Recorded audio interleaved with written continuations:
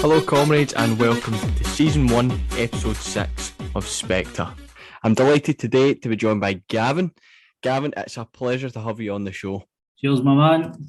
Perfect. So, Gavin, just to get us started then, just a wee introduction from yourself. You know, who are you and what's your affiliations and everything else in between? So, cheers for having us on anyway, mate. And thanks to everybody that's going to be tuning in. I'll get us shared about as well. So, firstly, my name's Gavin Brewis. Some might know me as GFB for the music scene. I'm currently doing a PhD in NEDs and NED culture through the history of emotions and trauma at GCU. Currently a member of Live and Rent, Unite the Union, and I try to just lend my hand to any of the struggles when the time arises. But people tend to know me then. I'm usually in about everything, so that's me. Perfect. Great recap there. So just to get started then, right on to the first point, I suppose this topic's quite close to home for both of us, but sort of talking on capitalism and its effect on the youth, both in Scotland and across Britain, as well as worldwide also. Can you give your thoughts on that? So I know there's going to be a couple of people listening to this. Well, I know the people listening to this who will probably know the differences between sort of socialism and capitalism, but I know there's a lot of people out there who probably don't know the difference. And that's usually beyond the usual media narratives that exist. So what I'll do is I'll break it down the differences before answering it, because I think it's obviously important people understand what capitalism is and what it does, so they know why the questions are relevant, especially for some of the people I know hopefully be tuning in for myself. So capitalism, obviously the existing economic and social model we exist under in Britain, it's obviously about ownership and production, and this in itself creates two tiers in society. Those who obviously own things and those who work for those who do. So the model of capitalism itself, and this is just my interpretation, obviously people have different views, but it's based on this idea of social Darwinism and the theory of survival of the fittest. So this is a term first applied to society by Herbert Spencer in the 1860s, and it's something that obviously carried on today. And this idea, of course, it creates the idea of winners and losers, and this is an argument we see all too often. So, of course, survival of the fittest, what's supposed to be about evolution and species surviving different obstacles. But what it leads to in our society is the rich believing they've got this divine right to rule due to owning businesses and property over the working classes who obviously just try to make ends meet. So what we end up with as a society where the rich are almost in every scenario born into their riches, no matter what they tell you. So obviously you can think of the richest people on earth right now, Elon Musk. His parents owned an emerald mine in Zambia and used much of that money to buy Tesla. Then you've got Jeff Bezos. Parents pumped $250,000 into his company. Amazon just starting out. So these same people, obviously born into their wealth and who own their companies, like I say, the ownership classes, those are the ownership end of capitalism. They now pay their workers minimal wages to work for them. So these people have never struggled their whole lives, inflict struggle onto others, and just lucky enough to be born into a family that could fork out $250,000 for business or have parents who own the emerald mines. So here we see, this is differences between capitalism. So we've got the rich, the ownership classes, and then the working class who struggle as a result of these people. So back to your points regarding capitalism and its effect on the youth. And I think it's impossible to separate them and its impact. And that's why I felt that was a wee bit important to break down there. So if we've got struggling parents, in turn we've got struggling children. We know in the poorest areas we see the highest drug addiction, highest crime rates and violence. We see the highest teenage death, pregnancies and alcohol abuse. I think right now in the UK, it's something like 1 in 4 children are living in extreme poverty as well. This is something I'm looking at through my research. So you take addiction, much of it can be seen initially as escapism for our lives in alcohol and drugs. Nobody who's completely happy in their life takes drugs or ends up with alcohol addictions. Well, rarely, at least. Usually there's a reason, like I say, it can be escapism or simply just to numb the trauma, which is a very consequence of something that's happened in this system, more often than not directly related or linked to poverty. And then you've got drug sales and crime. We know that with jobs scarce and very little options available, or those that are available, that, as I've stated there, they offer pretty grim wages. So young, poor, working class people have got a choice usually. Risk your life or your youth by selling your drugs, try to make it out of the schemes or continue on to the same path as your parents. Find yourself living wage slip to wage slip. Because usually you find these people are coming from the most impoverished backgrounds. They've not got the same education when it comes to unions and things like that and how we can actually unite and overcome these struggles. So this is just it. So the fact is, the effect of capitalism doesn't just affect the youth; it affects adults, and this can become intergenerational, and why it's obviously so difficult to break free from. So Glasgow, the prime example for this, I suppose, in a city known for its extreme poverty, well, the sick man of Europe, the addiction capital of Europe, well, once the murder capital of Europe in 2005, and we've got our own fucking Glasgow effect. So that the thing that binds all this, so as I'm saying there, I mean, it shouldn't really be surprising that we're also known as the poor man of Europe.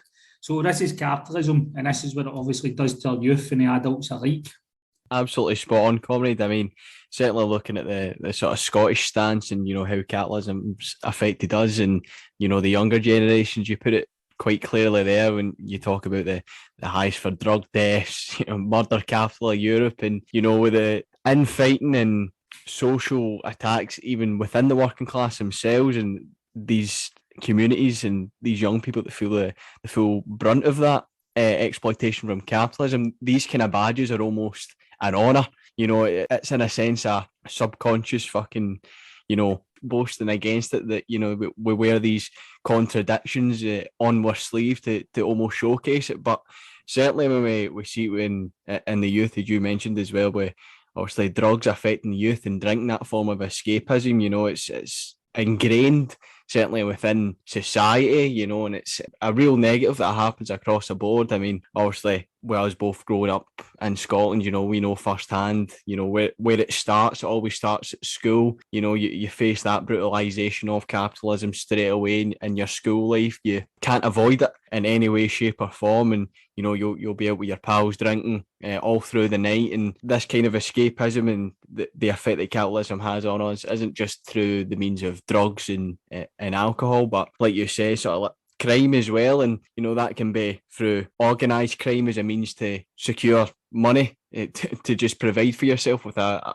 very scarce job market and, quite frankly, conditions of work that put people off. Or it can be petty crime, which is just young people lashing out against the very system that they're entrapped in, smashing up windows, doing up cars, stuff like that, you know. And it gets to the point where that build-up of tension, that hate, that desperation, and what we've seen in Scotland is we're almost famous for are the young teams, communities of young working class boys who recognise in a subconscious sense perhaps or not even at all, you know, that they need to stay together to protect their own communities and their own teams, if you like. But, you know, it's this sort of mode of infighting that occurs between us where it becomes dog eat dog, and it replicates that very Darwinistic image that you painted right at the start there when we talk about capitalism. You know, these bourgeois philanthropists, as some might call them. It's a total sham, and, you know, they've not made themselves up from the ground up like we're told. You know, they're man-made from their own wealth, their own genetic health from their families and their predecessors. So that wealth certainly comes from there. And when we look at, you know, young working class people, they view this as, oh, I guess I've got to fight against everybody just to get by. I've got to fight against my next door neighbour, and that certainly is enshrined with how the youth are acting. You know, how the youth are really fighting against each other. And we're sort of taught that in school as well, right from the get-go. But no, a very good point there in the youth. And yeah, just to round it off before moving on. Yeah, exactly. I mean, these are issues that aren't just affecting the youth. You know, the youth are only a very small part of this and a very small symptom of the disease of capitalism and, you know, the trauma that's been inflicted upon us. So yeah, sort of moving on then to the next point then, when we sort of cover, you know, poverty and, you know, the working class struggle within the framework of capitalism is that sort of fetishization of it. You know, we see that a lot in the media, you know, through movies, film and everywhere else in between. Just want to get your thoughts on sort of that. Aye, this is something that tends to gripe us, to be honest, but it's not something that's new either. I mean, it goes back to that. I remember that song, the Pulp song, Common People. These people are all happy to act like they're poor, but I've never really known struggle themselves. And nowadays, I mean, you see it everywhere. You see it on picket lines or online or wherever. As I say, it's just cool to be poor for a lot of people.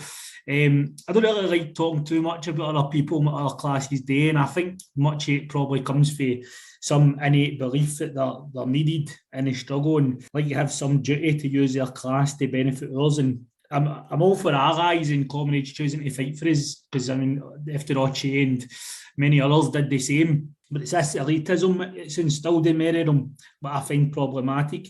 You see it in sort of, as I say, picket lines and things like that, and they're dressed up and it's as if they're dressed at the charity shops and that, and they're as if that's what being poor is about. That's what being working class is all about, just to try and look as basic as you can. And it's a strange one. I've never really understood it. I mean, obviously I don't come from the sort of class of people that there, so I can't really understand their mindset on it.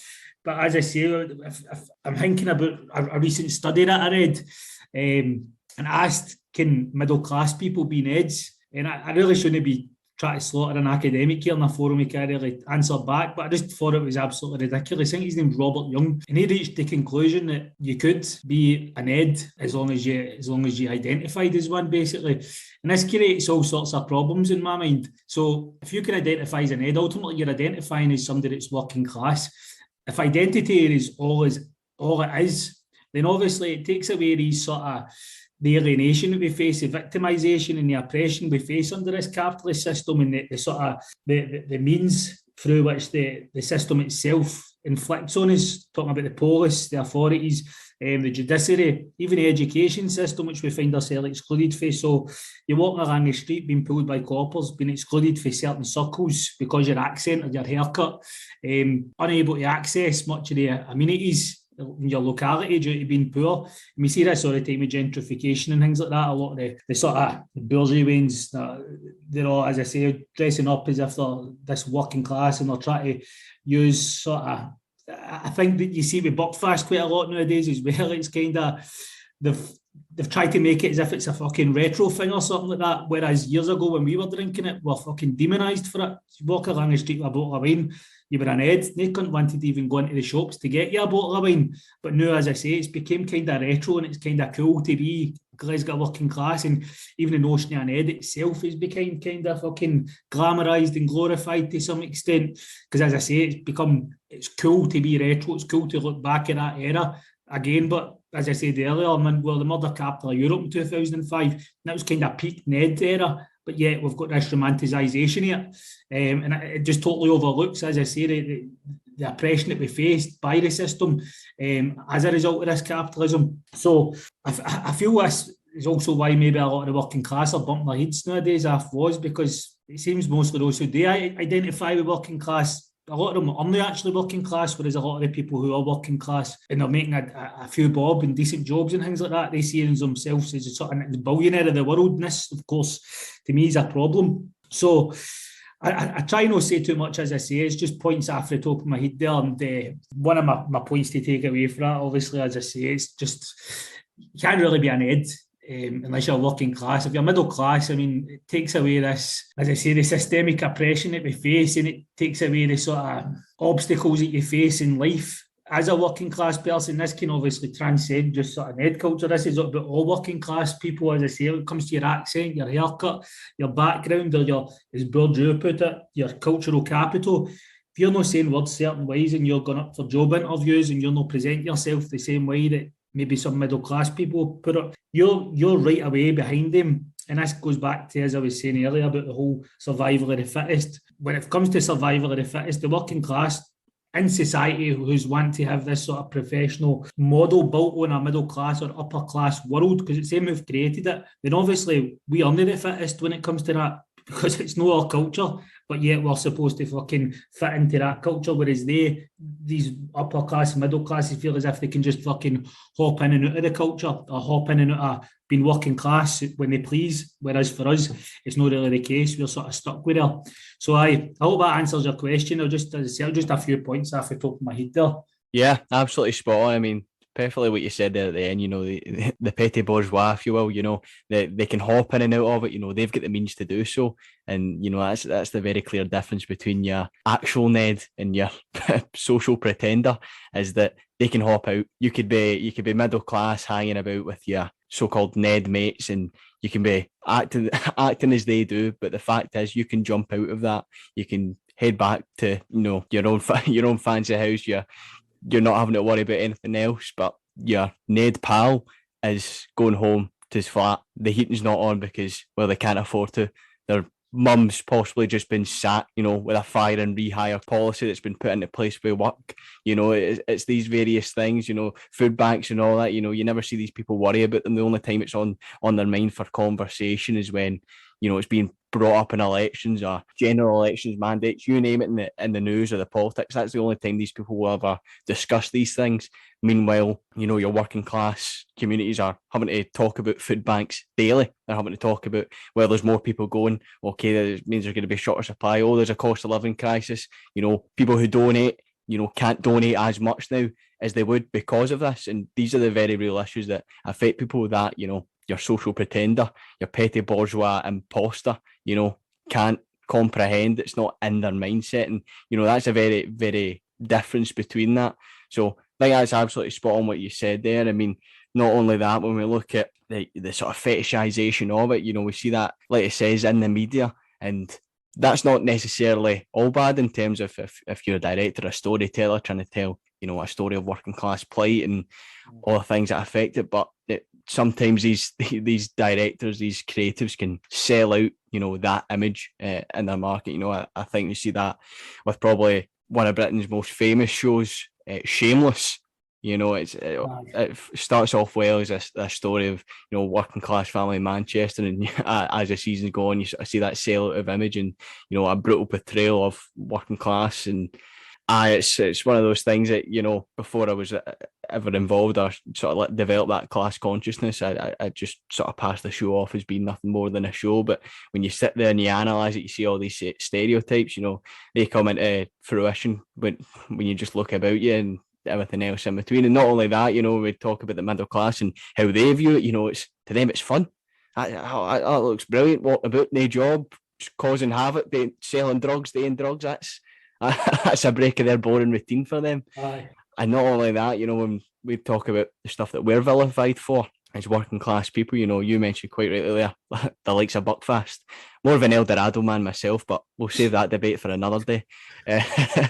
But yeah, you get vilified for what you wear, what you drink, how you speak. I might always having that conversation with my parents. I go for a job and I speak properly. This idea that what we're saying isn't right. It's detached from what we should be, and it's part of that bourgeois poison that gets filtered down into working class communities, and creates this sort of disarray between us. It's one of those really tough things. And like we say, when we see the likes of, I guess you could say, your academics who try to interpret it, it's never interpreted within getting working class people's opinions. It's always their own. We can view perhaps Glasgow in a certain line, like, okay, people can pretend if they walk the walk and talk the talk, but as you've clearly stated, that's just not possible. These people don't live within the same conditions that we do, that shape them and shape their minds and shape their thoughts. And it's these thoughts and these mental effects that is facing the working class communities within Scotland and indeed within Britain. It's leading to higher drug deaths, it's leading to higher murder rates, it's leading to higher suicide rates, especially amongst young men now. So it's something that the middle class will never be able to tap into. And I guess when we talk about there as well, when we talk about minds being shaped, not just in terms of mental health as well, but yeah, when we look at the state education system as well, we see it always striving to create certain individuals, and individuals being the key organ that it tries to create within the anatomy of capitalism. It really strives to create individualism within the working class youth. It's very strong and very adept at doing that. I just want to get your thoughts and views and how the education system really pushes this dog eat dog on us. I saw that was some really good points you brought up there, just to lead us into it. And it again, I know I've outlined this at the start, and I feel that's why I was quite glad that I've done that, because it's all relevant to what we're discussing. And so obviously in the other sections there and through it, I've been talking about a survival of the fittest, and as you say, social Darwinism. And it is ingrained in our education system, but it might come as a surprise. The guy who, and by the way, it tends to always be a guy, especially in the late 1800s.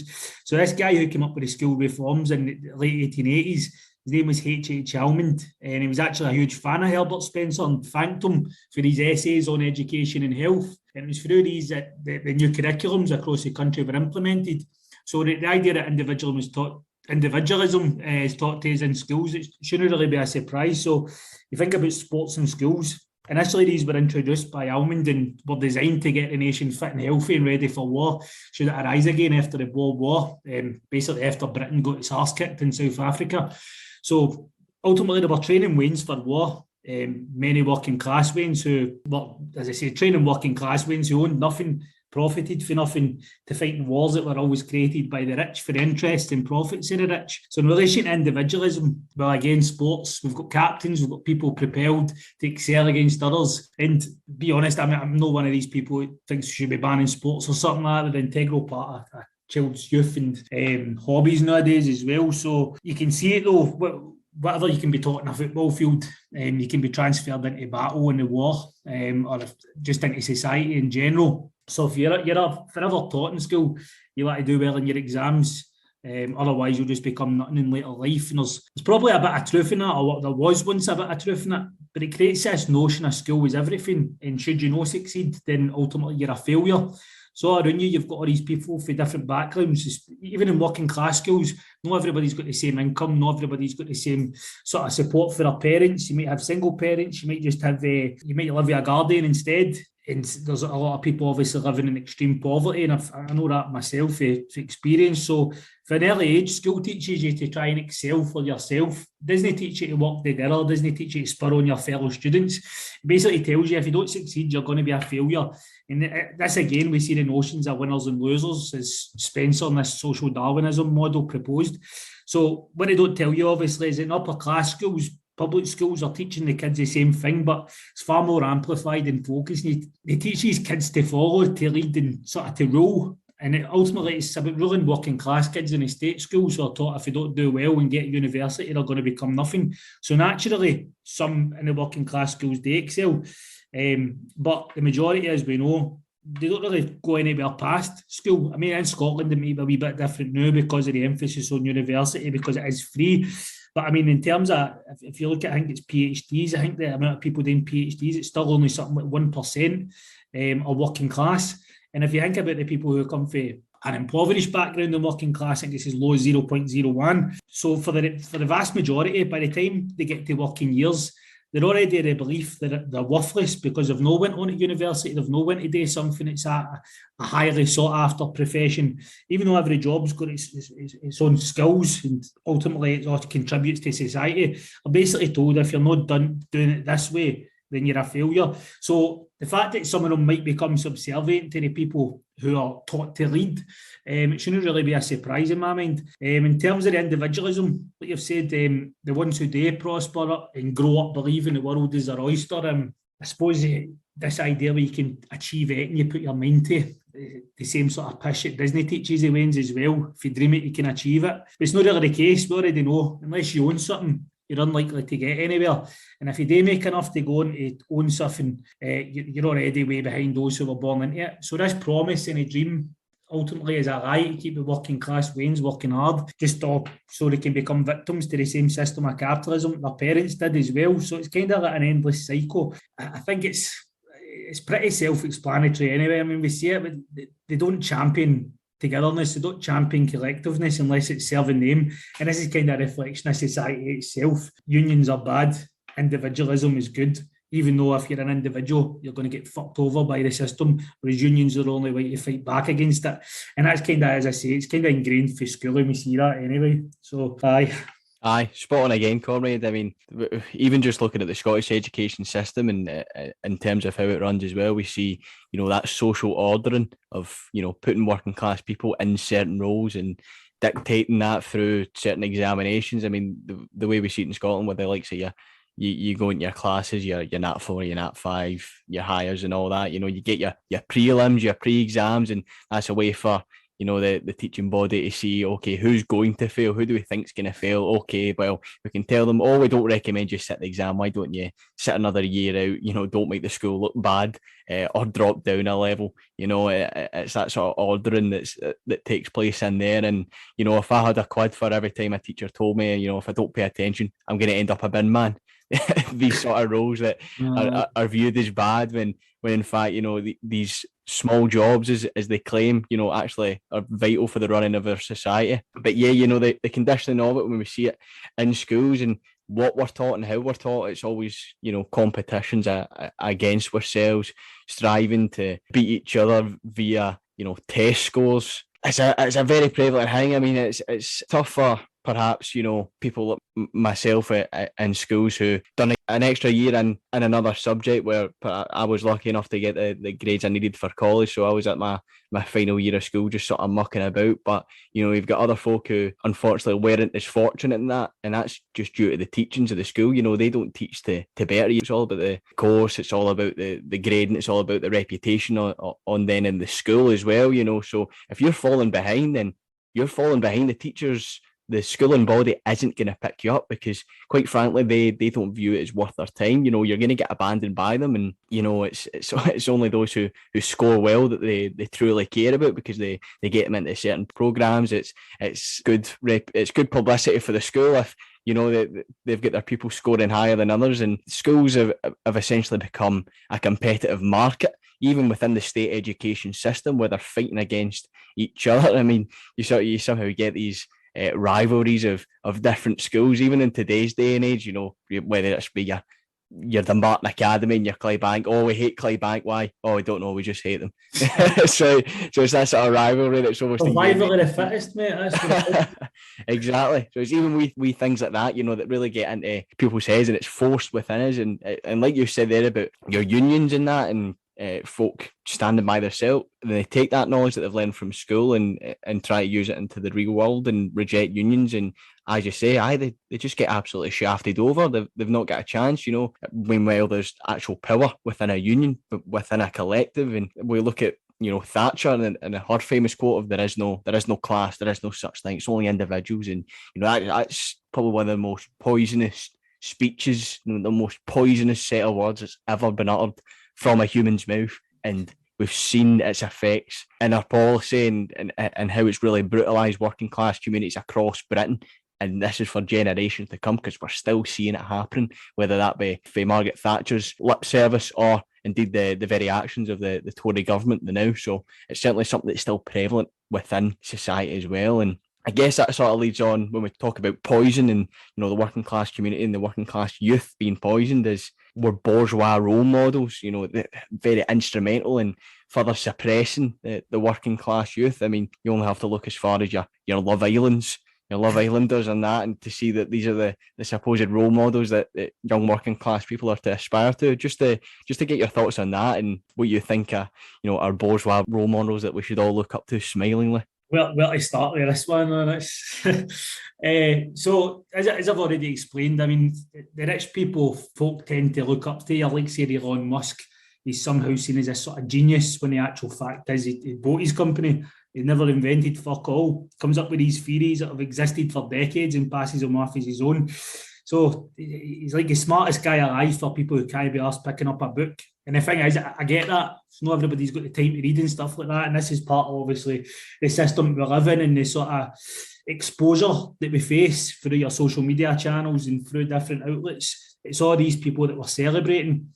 So, for, as I say in Glasgow, your average white working class, for example, looks like them. He comes up with some funny patter sometimes. He's quite geeky and comes across as a sort of likeable character, which obviously we know isn't true. When you look deeper in how he treats his staff, it shouldn't really be the case. But we also see obviously these role models polluting youth in, as I say, every domain. Your Instagram, your TikTok, they're promoting this toxic culture. And again, this American dream and the Disney story of success.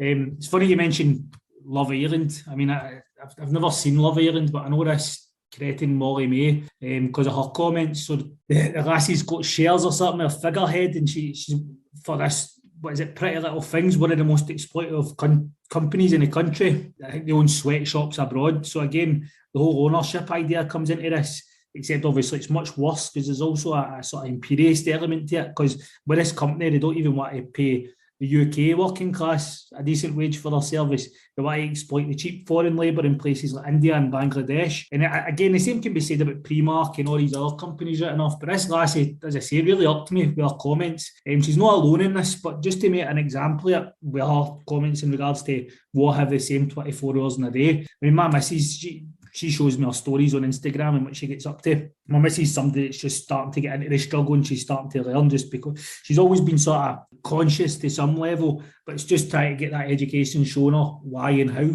And she's really noticing it now, and you can see it, as I say, with people like Molly May. She's shown me her videos. I mean, she gets up, she does some cleaning, she goes for a walk, she goes for some lunch, eating a fucking smashed avocado, piece and pish, or whatever the fuck these gremlins and these fad diets call it nowadays. But then they promote some brands and that's it. So say this fucking same 24 hours a day. I mean, give me a break. So it's this toxic culture, and it's really something we need to move away from, but it won't be overnight. And as I say, in regards to my missus, who's started getting into the struggle herself, I think we can get over that with the likes of education, but it's just educating everybody individually. How do we do that? It's a bit of a problem we face, because obviously these ruling classes, they own the outlets, they own your Twitter. I mean, Musk has just bought Twitter. And it's their ideas that are getting promoted. It's all these far-right ideas and the individualism ideas, just as we spoke about in the last bit there.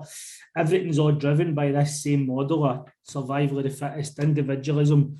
You can fucking achieve it if you dream it. It's just getting the working class this fucking idea that you can make it on your own, but as we know, as we've said at the start, there's a class system in place where unless you own the means of production, you're not going anywhere. So the best way to do it is obviously come together. But as I say, this is the struggle.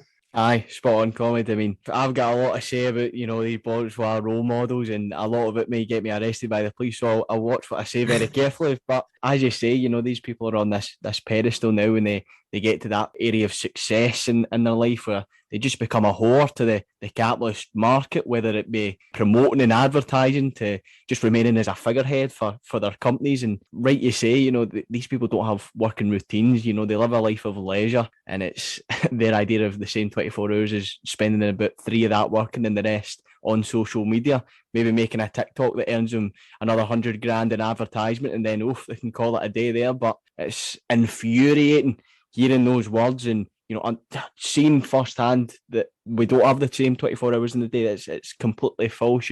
People aren't in the same conditions, in the same working conditions. I imagine Molly May saying that to the face of one of her sweatshop workers. For our youth, I suppose it comes to this idea of what role models are we advertising, past and present, to be that light within the darkness of capitalism and, showing what can be done. I'd done a challenge article piece a few weeks back about positive working class football role models as well. These are young men from working class communities, really striving to better themselves and their communities also, and the work that they do within them outside the football as well. And that's something that certainly needs to be tapped in with the youth. And as you say, quite rightly, it is going to be a difficult thing to do, given the capitalist influence within state education. And as long as the bourgeoisie are at the very top of the state, I mean, they've ultimately got control of generations to come, and it's up to us to sort of combat that. And going back to what your bourgeois role models and the attitudes and behaviours that they inflict onto us when they're stood upon that pedestal granted to them by other members of the bourgeois, it's these ideas that we're supposed to aspire to be these people of selfishness. Love Island's a good one because it's just hyper drama reality where these false conflicts occur. Same for the likes of Celebrity Big Brother, when you cram a bunch of Z-listers together in a room and you watch them fight, and folk think, I've got so much in common with them. Like, you really don't. These people are going to be leaving these shows with thousands in their back pocket whilst you're lying in bed just after 10:30, feared to go to work tomorrow, wondering if you're even going to have enough money to pay for petrol to get you there the next day. So, these so-called role models are detrimental, to our youth, because as long as they remain in that pedestal, then they're going to be pushing those very toxic ideas on us. And, I thought, I guess that sort of brings us on to, the vital thinking point, and the question that we all need to sort of really ponder and really, work towards is, how do we elevate our youth? Can I get your thoughts on that? That's obviously a difficult one. I mean, my view for everything is always education.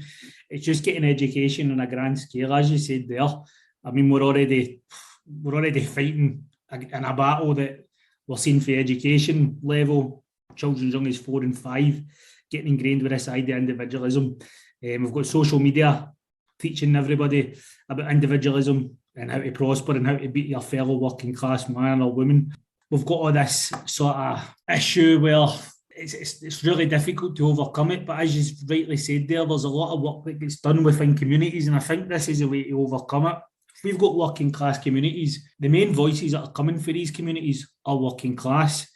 So ultimately, it's about those who are educated enough, those who understand the struggle within our communities to try and make that difference. The issue, again, obviously, it comes back to the whole, we've got the same 24 hours a day. We don't have the same 24 hours a day. So ultimately, try to get out and try to get speaking to people and try to get organised. It can be difficult and it can be tiring. This is why, obviously, we've got the sort of unions that kind of helping us. I think Live and Rent are really good at this, because what we do is we tend to go about doors and try to get people feeling as if they're part of something, rather than a lot of people tend to see unions as a service. But it's building community. That's the most important part of it, because it's making people realise that, look, they're working class, we're working class, you're working class. Let's unite on our issues and our struggles here.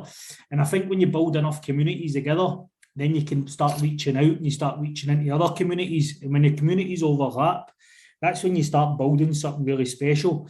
But as I say, it needs to be led with a bit of theory. It needs to be led with a bit of education behind it as well, purely because we need to know the direction it's gone. Because it's all, well, we've got experience and the knowledge of the areas and the experience of people, what they've lived and the struggles they've been through. That's all really important. It's just as crucially important as I say, education there. So I think communities building up, grassroots level, that's the way we overcome it, because we've not really got this grand scale where we can do our advertisement, where we can do our promotion.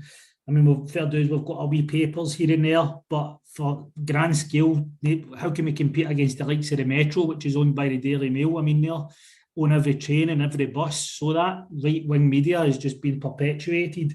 The ideas are just keep ingrained in society. So to actually challenge them, you need to actually show people, I think, alongside the theory, that there's a bit of action actually happening, because we're living, whether people like it or not, in this sort of age of image. And obviously that, as I say, is tied in with Instagram and all this. People are needing to see stuff to really feel part of it. And sometimes it might just be people want to just come along so they can get a photo and a fucking picture or in a video at strikes or pickets or whatever. But it's when they get there and they start seeing that there is a community there is a fucking feeling of togetherness, and there is something special that can be built for it. I think that's what changes minds, and it's all about just getting the people involved and just doing it for the ground up. As I say, grassroots is how it happens. I mean, you just need to look at the Black Panther movement in America. They were fucking masters at it, and that's the way we need to go. We need to try and transcend all this division that we've got, whether it be race, gender, sex, whatever else. Class is what binds us, and if we are working amongst the communities, working class communities, then we need to actually show that we are together. And that's, as I say, that's, from my view, that's how we elevate the youth. It comes from the fucking grassroots, and it comes from working and getting to know people, living beside each other, the families, not just the children, but the adults as well, because, as I say, we're all one, we're all affected by capitalism. So ultimately, if we want change, we need to fucking be the change, is my view. Aye, absolutely, comrade. I mean, that perfectly sums it up. You know, it's that community level and utilising education, like you says, especially when we're trying to combat the current state education system as well, and it's funding. You know, it's an uphill battle, but certainly a battle that needs to be waged. And you know, when we look at the community level of it, you know, absolutely right. We've got to talk to our neighbours. We can't feel alienated, you know, from the very people beside us who are no doubt going through the same, if not similar, struggles as us. So it has to be, you know, on that community level, as well as utilising the broad left labour movement as a whole with the likes of trade unions. You know, you really do see that sense of community and togetherness, you know, when you're on there on the picket line or in a march and you see so many faces beside you and so many characters, you know, really amped up, really fired to put an end to this exploitation that we're facing day in, day out within our 24 hours. Maybe not Molly May's 24 hours. I don't think she's felt that before in her life, but certainly within ours.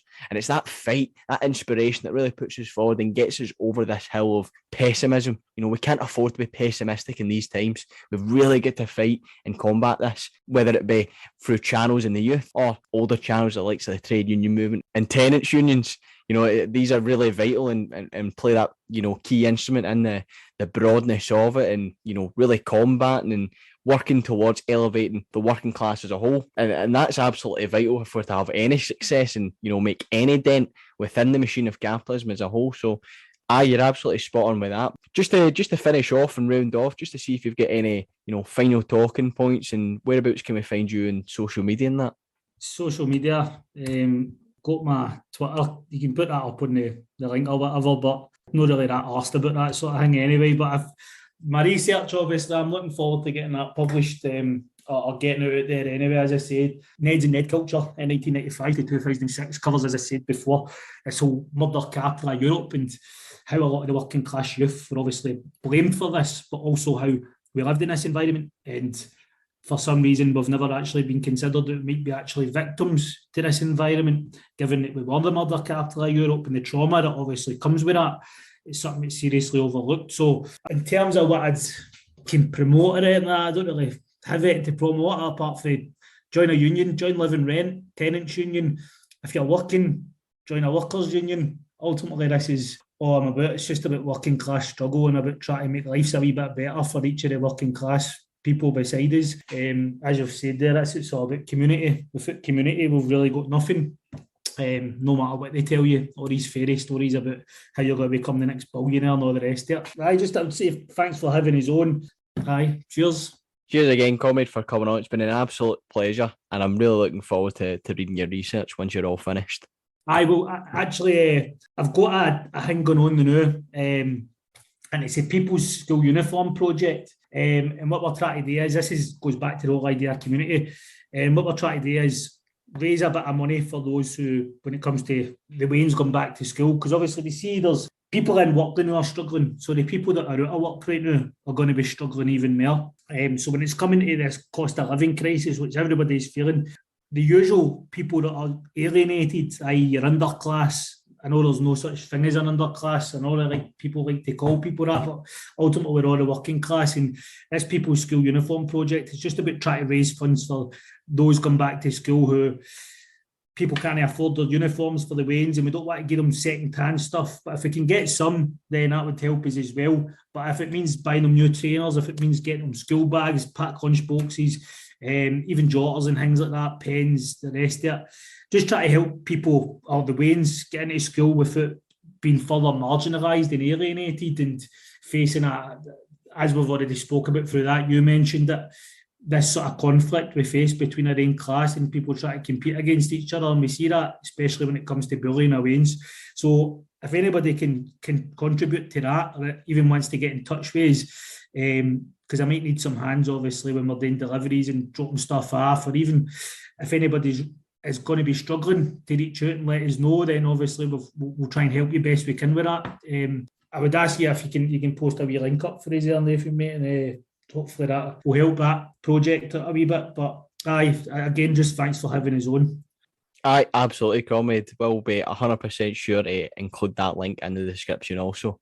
Thanks again, comrades, for tuning in to another episode of SPECTRE. In the description below, I'll leave the link to Gavin's Twitter account, as well as the project that he mentioned also. Remember, comrades, the youth are instrumental in the fight against capitalism. And today, we're seeing less opportunities and rights than our parents. We're facing a privatised education and healthcare system with poor quality housing, insecure and poorly paid jobs, working for bosses who cheat us. We've got world-ending climate change, alienation, war, repression and exploitation at our very doorstep. This is the future that young people face under a capitalist system that is failing them in Britain and across the world. But it doesn't have to be this way. We have to fight together to end rampant exploitation of the working class, for the creation of a fairer, equal system for all, in which a planned economy provides decent employment, education and housing without destroying our planet. We must seek to defend the gains made by the global workers' movement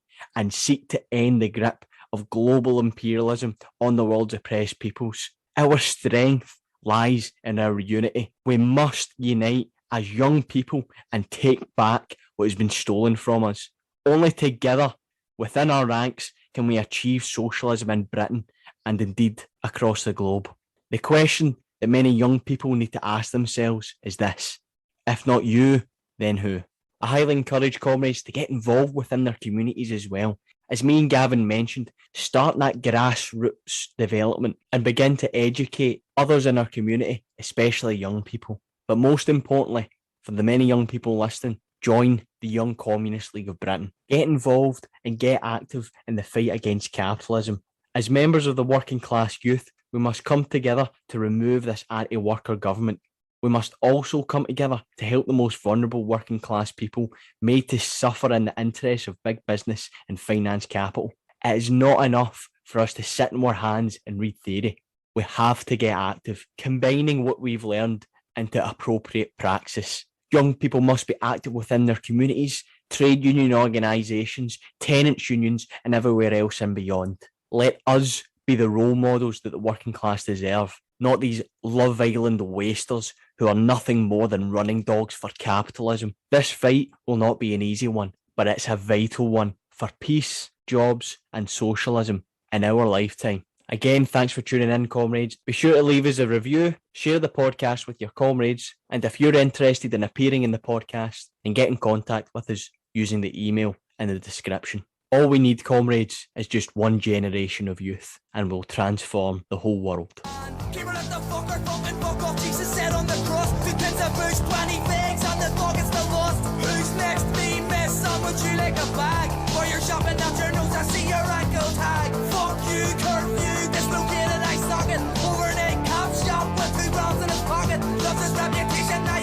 Being a rocket in his dreams, 9mm loaded. I'm a H.O.O.D. Low lace, coming what they say about me. Cause I'm a H.O.O.D. Low lace, coming what they say about me. A dog with a job, what the fuck is that? When our poor Mickey's just sitting in the flat, sipping on his cans and smoking rollies. Cause all the best jobs are